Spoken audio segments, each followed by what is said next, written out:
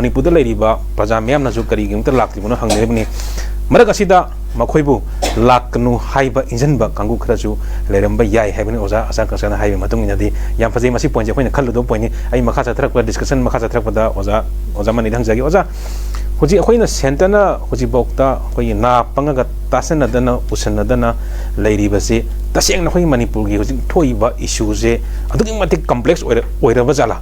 hai khangdra bajala khangdra gadi tumina layu haiba khoi gi probab khoi haina bam leibdo nang khangdra di yaw tumin layu haiba do adui mong da leiribra natraga karigumba plan ama torokpagi film da leibra karigumba plan ama toroke hai film da leiragadi matam asuk kuina sanghalemse karing maram gana yam thuna solution puthokta ba hai baje kogi injustice pi mane ba khoi manipur da leiba praja meyam da aga sai matang ji da oja mani go kai mole namna phajaba topic ni center silence deafening and deadly karigi matang da at the present situation or crisis or conflict. When present situation say it's not a warlike situation between Kuki and Meitei. Kuki ga Meitei ga lan taunaba nate. Taseng badi odi malhan bagi waniko. Taseng badi mapandegi changapa Kuki narco terrorist haidana Myanmar degi changapa mapungda. Asiga manipur da hanana leiraba amasung Myanmar dagi hongakpa kuidriba adugumba na chairman oiba adugumba su de yauriba militant ni hairiba kangbu se manipur bu thogaiba pamba manipur gi integrity bu thogaiba pamba adugumba kangbu lo thajadaba democracy thajadaba adugumba kangbu aduna lead toraga khangjedaba micham praja kuki yamna leibanebako madubuchu influence tawraga hairiba Miteida lan tarakpa India government da moina tawdariba lal hauba haibasidi government ki mathakta India government mathakta hogadamni separate administration PO haibigu oiro amma PB union territory PB gi oiro each and every demand should be met kanoda central government da tawgadamni adu punamag adu amta nataba aduna adugumba tang ohum degi hore ohumgi mamang degi sumo sagatna lere ohum duda mitena scheduled tribe demand to buse masi yaningde yes yaningde haibiye well ekoi chu yai democratic peaceful rally yai naga chu yawi tawi yai abado adubu nagati handok kare baro pung amata bada okulgi sanapati ge tei do aduga kuki marakta so atei to loina lam leraga 𝗔𝗓𝗡 khaktada nong pairaga rally challe adudagi moigi kona sajali sajinde kanoda RTI de yawe yaude na toriba kuki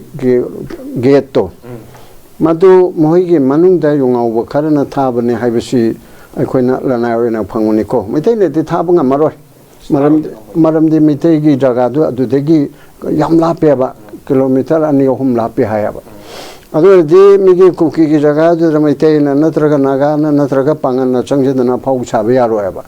adu gi port adu da moi masen gi marakte gi tawre heraga mite na thabani hairaga mite gi khul ache mai thare adu de gi sunjarpur gi manung da leiba punamak ji takatana thare adagi more tangno pol yore adu kangpok pe yore viral chale then adagi jum matang torpana nungdang yorpadadi sida bheli da leiba mayam nasu ada mayum makai dolona tawnarabani na haidna laman khumba haigadra lamphel gi kuki officer singi quarter singche mai thaba khotpa tawre adubu chuchanpur da di marubhumi domna pula yum si tungedna kana gi yum oirami baw khangdre aduga kuki gi official singi yum mai thaba du di akaya toy ona tawraga dum leiri bo jikko aduga more su dum lei aduna adugumagi port aduda lakpa sida tang tarani thoi he yorakpadagi di moi separate administration gi ojige serul track pe so onana tawbune high court na tabodu moi onana lobuni jan honorable amisha bauba high court ko order na tawbune na haijille ado contempt thaba thada bane adu hidi da kalaite na khonjai adu high court na haibadi serul tribe ki demand to recommend to haibanate ba scheduled tribe ki damakta economy ki report ama aduga demography ki report ama adugi piru haidana tribal affairs ministry na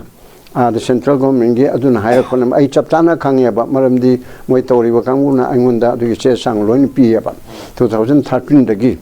haidana 19 da toraga adugi report ama piru haidana report tu am phajana piru phatana piru haibana ta what do you have got to say government of Manipur chief secretary or the tribal affairs ministry and hangak panaya adu tawdaba du da koi mayam na so suggestion tawdana adu noi court chatri kai na sum andolon tawna laudana khongna kar kanu deino ai court changwa da mata mam changi kholi changoi akhona government india na piu haibedo adu dang thabi kharo court na madu thana na to view dang haibda du court na yarak panaya opportunity of being hard piraga sumana report ani kauri report ani che thagro dana haibedu da justice Muradharna report ani do recommend by way of recommend and hairureba recommend na digi wahidana ba chief justice na do dana haido recommend du di karino report to bu thago haibana ba direction nama report ani thago dang haigada badu da report ani do recommend ni tawgo haidana khatang arthadu shape na chapa adu ko pot to di report to tharo haibana adu maine tawdana lakpado madu ke pot mo oidra ba tango hungi se naga mam haidok kare amma haidok kare then hojike ahum da mai thabo mathang mundang tawpa digi di retaliate tawre kukine attack tawre adi mai te issue adu defend tawre sumaina lakpa china me tarani thoi da di kuki jo gi ni haiba MLA tara minister ani aduga BJP gi legislature tare including 2 ministers aduga moi gi sarkar bu sogat pa MLA ahum KPI ge ani adu independent ama asina Manipur ge government se akoi thajadre siri bere meitei ge government oire aduna anti tribal oire anti cookie oire masi ge makada koi leibang amaroi aduna separate administration ama koi talagani aidan tang trying to the press conference am tore aduga electronic media da trying to the yaure aduga newspaper da traum do the yaure then me trang ada memorandum mama home minister da pire adudagi juntra trukta koige la loba singna lo aini yada wakamuna demand tawudona crore chamnga gi demand am tokse prime minister da koige minister ani yauna ni ko koige biren government se thajade aduna prime minister crore chamnga piu karumba yadragati da haibu de yaude ko yadragati ko tu thajlaga lambi thingangani haibidu gi bhabni adu mai targa chief secretary piu DGP piu koi sanage ga haibi gi type ta angang macha dona si taw gore da matang akai ba ma am tawre ba adu gi damukta brother joy na assembly da kuki am su yaurami ani asina moi gi privilege and ethics committee da action lokna ba gi thare adu ma lejere ko de nakalamurum da ai samakna November kunda DGP da diwaleta mi idana hairi ba kuki MLA ni haibatara adugumba lawfully elected oiba prajagi mihut oiriba public servant oiriba moitara mantri ani yauna achi kanglup amaga hatok nanana ba nungsina handanana ba say section 153A of the Indian Penal Code sida punishable oiba aduga madubumi mayam sida phattaba tawnana ba insin ba 109 abatement aduga nona criminal conspiracy 120B and other penal provision asigi makada mokoibu pharaga action launa ba FIR ma somoto da lokalu DGP saheb aduna ori kanoda akoigi somoto da lokatpa or otherwise lokalu na haire several times November kundigi hoji pauchi yamedno ko kanago mamta Manipur si mi leitabrai ne aina hairi se ajo kanago mamta na FIR ma thana na ba complaint oina mi se amata leite aba almai to nei direct area jo hoji pau tawder that means aina haini bedi sumaina hari besida government of Manipur government of India se masidi pola mana pangminare mamit tangminare deep dam blind machi oire ba aduk chauba crime ma tawraba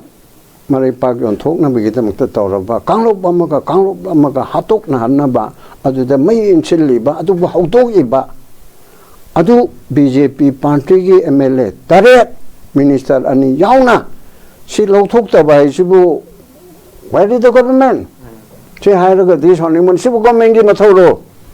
government sibu by way of religion dharma gi oina hairabadi maite ronda papi oiroidro adigi amuk amaramda ain gi mamita hairagana criminal oiroidro both center and state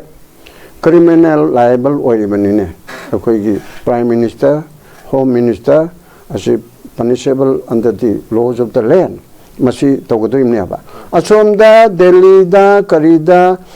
koi gi pasa chai chade corruption tawi tawde liquor policy da mani sisware adu chahe masudore par thamba pasa chare corruption act tore ye money laundering da kai da pasa char mel pa kro ka char me mayum charam mabra charam de bank ta thanam mabra thanam de mai upumunung da lot pa lote mafam yang kai chama re tawre kan phangde adu so मारे आम आदमी ना मारे फारे bell cup यादे supreme court Bhavna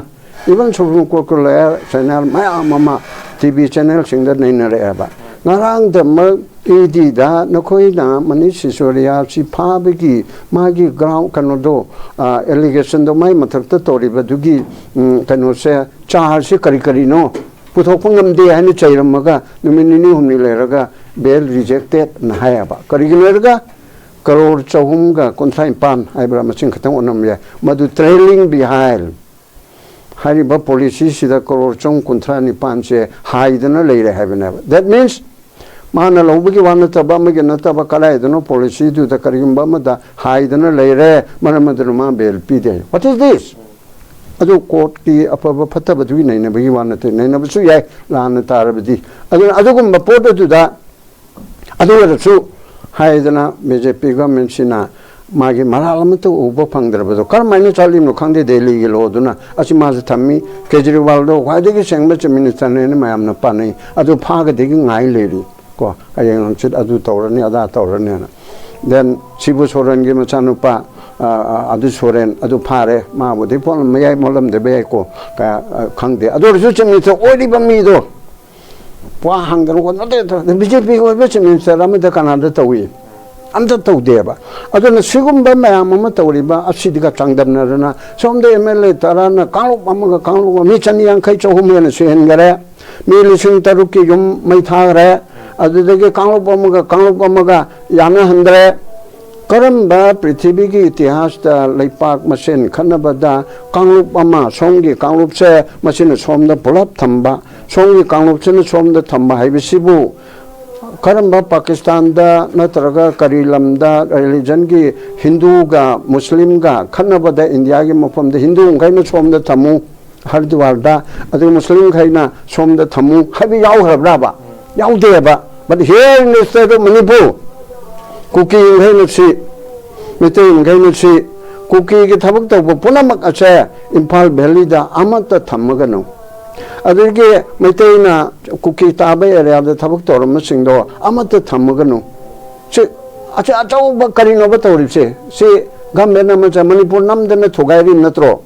thogairi Manipur thogairi je de facto da di yadre Chuchanpur do ai nang asang akhoi chatpadi asang de hai hain bu ya bi nagani na akhoi chatpadi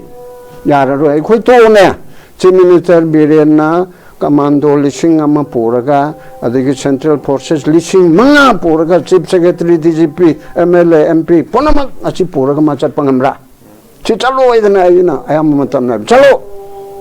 manipur Chuchanpur se koi Manipur gi lamni koi Manipur ni haidana koi laurim natro Manipur bombane hairadi okul the cabinet meeting pami aduga Chandel the pami why not in the Chuchanpur why not in the More Kangpukpi Manipur gilam natro adu ragana khaido khar se bro khoi ngata le se bro adu ki port adu yaroi da banina machi ki port is the central government na mana pura pange ni asok yamna sibada adum tangdi nungaite he haidana prime minister honorable prime minister Ramayongi adumba kumbakarna oribasina adum tumdana leramnina adum tinungaite hairakte mane he hairak paibu tang mari gi July kayano aduda kukin pi ani pi thongdana pure haima haidana aduda makeup thoyaba what is this aduga asumba manipur sa thari ba mo to ba tai tai sa thari se ngoi khoina si si local ne haidea ba asa sinungai thaba mani manipur da akhoi prithvi pumada akhoi gi mai chu khu halle hairaga haiba aduda chu mana pange mamitange aduga makhongte akhoi gi central government se DC office mai chakhiba chochanpur da SP office mai chakhiba adigi MLA amana Paulin Len haibra subject to correction High Court ki amukhakna hairi badu aduni aidan allegation tore adu budi honorable chief minister na mai mathakte FIR lokhalani adu chune aina hairi ni FIR lokhatna ba sem sare ai siu karino port ama thang bada sangka salna ngonda thongal kadamni ai kanu phaijam te yaw gi ga ko torisi ko sem sar ko sare haibra ni se FIR ama to budu sem saduri sibu kari pu bugi kanu ma thang duri bra FIR sibo chumnegi ingraji mate kam iba ingraji chuto ne mite ronli iba chu yabani ne tu do ose subject somai to na complain ma lere sim chumar akhoi gi elected MLA amana si to dana jati amaga nuchina handana ba si tanga chukta mana si haigare adu gi praman si lere FIR local lu natraga FIR local le an somo to police na local be am sibu thaurang tore kayam kuin to duri bjano kayam lom pono FIR sibo kerani macha mana staff macha mana ibang am dabjala ukin naha mana ibang am dabjala ukin to one micham ni iba yadro ajeda tole le ba aduna di asai topic sida la agani adu the deafening oiba adu ga deadly su oikala ibse asigi port asina ba aduna moi tara sida kaim tongam daba adu dege mu BJP gi center da so haigena statue मोइगे MLA तारेचना मणिपुर थोगाई गनी हाइबसी BJP legislature party की decision ला नते अबे मोइ तारेते हाइरे मंत्री अनीना अदुदे मोइ पार्टी की वांग मद हाइरब नत्रा BJP लेजिस्लेचर पार्टी की वांग मद मोइ न हाइरब नत्रा अदुदे डिसिप्लिनरी एक्शन लोकुत पाइबसी काइमता खंगद्रब जाला achina mamitang ba manapang machisiu oire adu amukso hainingi kaudringe da ama ngarang nahan BJP ge national executive haibra national council haibra the west minister aduga mantri mandol MLA legislature singsi pula yauraga pulap kauraga tawudu da manipur gi MLA mantri amana kari ngang hara mini pungkai mangang ki yaura pung ama pungani mini amma second amma natraga phuk hogalaga sir nadaji करी ममता हाइगे हिंदी देखो मैं हिंदी की नहीं ना हम लोग मणिपुर से है कोई की कन्नौम तंग दी पुखच्चा के मतम खिता भी हो हाना कना MLA म मंत्री न होगली छी लेते पार्लियामेंट चुंगांग दरे मोई की एजुकेटिव मीटिंग मणिपुर के राजनीति तौरी बिसिंग चिबु मी अमत लेतला बजाला मी हाइबदी मी मान बुबदी सम लेबा मचिन थोकपा मरन थोकपा सेमिनार कॉन्फ्रेंस याव अमत खंगद बजाला पुक होगलक्तना मिस्टर चेयर ए कनम त हाइगे पॉइंट ऑफ ऑर्डर त पुकट के अदुग सिगुंबा मीटिंग सिदे एजेंडा अमा खनना बा आई तोगे नत्र रिजोल्यूशन अमा मूव तोगे सिंगम